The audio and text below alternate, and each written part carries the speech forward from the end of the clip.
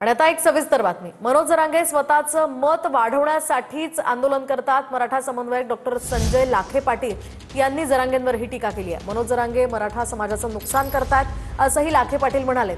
शिवाय जरांगेंची मागणी घटनात्मक नाही, जरांगेंची मागणी आरक्षणाची नाही तर राजकीय आहे असंही लाखे पाटील म्हणाले। रक्ताच्या नात्यामध्ये जर तुम्ही कुणबी असाल आणि कुणबी असलेच तुम्हाला पुरावे असतील तरच तुम्हाला सर्टिफिकेट मिळेल। आणि याला विसंगत मराठा समाजाची फसवणूक राधाकृष्ण विखे यांनी केलेली आहे। म्हणून देवेंद्र फडणवीस यांनी तर राधाकृष्ण विखे पाटील यांना मंत्रिमंडळातून हकालपट्टी केली पाहिजे। जरांगे पाटील आणि विखे पाटील ह्या दोघांनी मिळून तमाम महाराष्ट्रातील मराठ्याची या ठिकाणी फसवणूक केलेली आहे। फसवणूक ही जरांगेची वैयक्तिक झालेली नाही, तर करोडो मराठ्याची फसवणूक या ठिकाणी झालेली आहे।